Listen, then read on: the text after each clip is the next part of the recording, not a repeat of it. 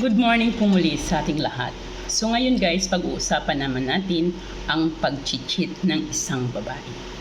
Bakit nga ba sa unang mga buwan or sa una ng ninyong pagsasama ninyo is nandun talaga yung love, no? Mafe-feel mo talaga yung love ninyo sa isa't isa. Ngunit kalaunan ay unti-unting nawawalan ng gana, nag-cheat yung babae. So dito natin pag-usapan, ano ba ang pinaka-common reason ng pag-cheat ng isang babae sa isang relasyon? Siguro hindi lahat, pero karamihan. Most kasi sa isang relationship, ang kailangan lang naman ng mga babae is honesty, love, and security. Kapag itong tatlong ito ay naibigay mo at naiparamdam mo sa isang babae, tiyak na mananatili yan sa iyong tabi. Security, talagang mahalaga yan sa isang relationship. Kailangang iparamdam mo siya sa kanya na safe siya sa iyo, na hindi niya kailangang mangamba sa anumang bagay or sa lahat ng oras dahil nandyan ka, secure ka sa kanya. Ngunit kapag ito ay nawala sa isang relationship, doon po unti-unting nawawalan ng gana ang isang babae. Hindi naman natin sinasabing all the time, pero kailangan mong iparamdam sa kanya.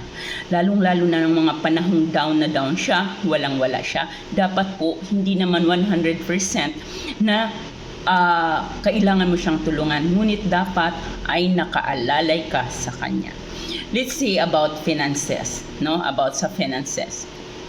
Hindi naman talaga maiiwasan minsan na ang isang babae ay talagang nagkakaroon ng problema finances. And then ikaw naman, alam mong mayroon ka naman, ngunit nagdadalawang isip kang tumulong. Sa lahat na lang ng oras, parang takot na takot kang magbitaw. Kaya dito nagkakaroon ng doubt ang isang babae. Nagkakaroon siya ng doubt, lalong-lalo na ang emosyon ng isang babae. Madali talaga sa emosyon tayo, madali talagang nagiging emotional ang isang babae. And then after that, mafe-feel niya na kahit na mayroon ka naman, wala ka namang ginagawa para sa kanya, para maging secure siya. So doon po unti-unti siyang nawawalan ng gana, and then may dumating na tao na handang ibigay yung security na kailangan niya. Hindi lamang yung security, kundi nandun din yung love.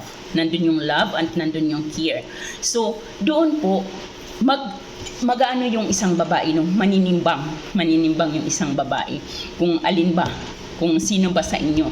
Kasi nandun niya nararamdaman sa isa, yung huli. Doon niya nararamdaman yung security, yung love, at yung honesty na hindi niya mararamdaman doon sa una niyang karelasyon.